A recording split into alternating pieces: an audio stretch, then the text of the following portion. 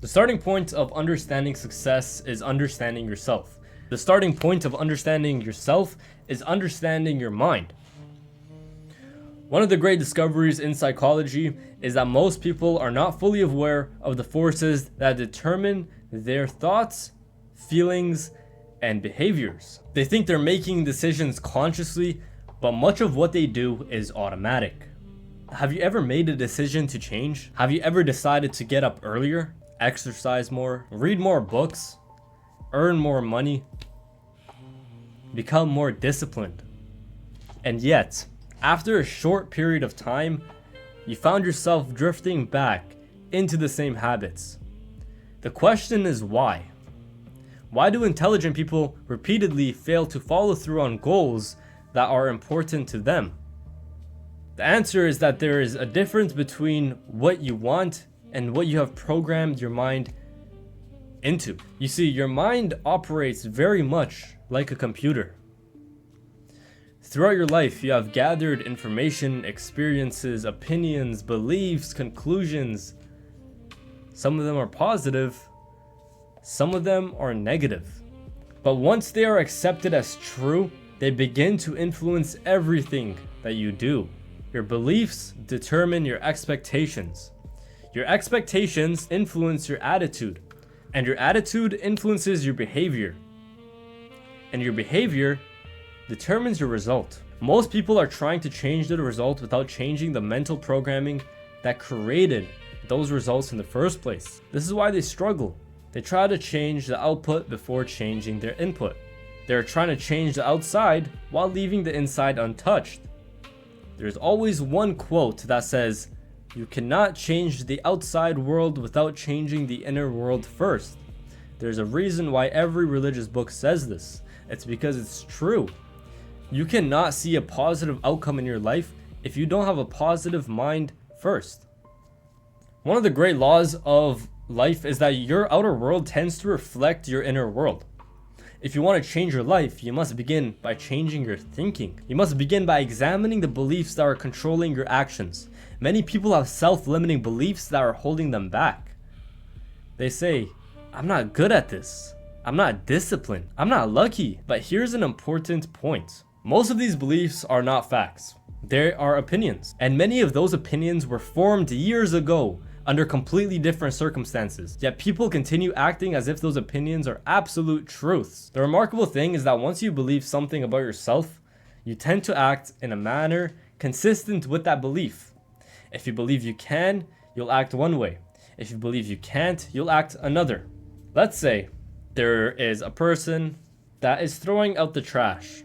Let's just use this example because it's the easiest. He goes, throws out the trash, opens the door, trash bag on his shoulders, walks, opens the door, throws the trash bag into the dumpster. Now, the thing about this guy is that he's thinking in a positive way. He's already imagined himself throwing out the trash bag. Whatever is in his mind is positive. He has no negative thoughts at all. Now, another person comes along, does the same thing, opens the door, trash bag on his bag, but this guy, he's a negative person. He's always thinking about, "I can't, I'm not capable, I'm not this, I'm not that." So what happens? He opens the door, gets the trash bag. As he's about to throw it, the bag opens up, it rips, and now he's covered with trash. Why do you think that happened?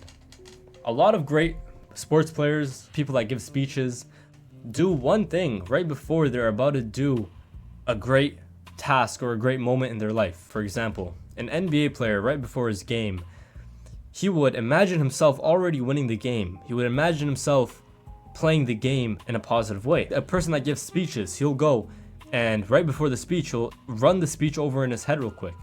He'll imagine he's giving the speech, and as he gives a joke, the people laugh, and at the end, everyone gets up and starts clapping. He goes, he gives a speech, that exact thing happened. He made a joke, everyone laughed. At the end of the speech, they got up and started clapping. Now this happened because he's already planted the idea into his subconscious before giving the speech. He already gave the instructions to his subconscious, basically saying, "Yo, subconscious, I want to act like this, I want to talk like this, can you make it work?" Subconscious said, "Okay, I'll do it." And that's exactly what happened. The subconscious made the conscious mind act in a way that is consistent with his Goals are what he imagined in his head. Your entire life begins to organize itself around what you believe to be true. This is why mastering your mind is the starting point of all achievement. Every improvement in your life begins with an improvement in your thinking. Every increase in performance begins with a change in belief. Every major success begins with a decision to take control of your own mind. And perhaps the most important realization is this: you become what you think about most of the time. If you can learn to direct your thoughts, control your attention, and develop positive expectations, you can begin changing the direction of your life immediately. Because when you change your thinking, you begin to change your life. This will be a 7 to 10 part series on mastering your mind. So if you make it all the way through the series, you'll be able to master your mind and finally live the life that you want to live. You'll finally be able to overcome any tasks, any obstacles, complete any skill with ease.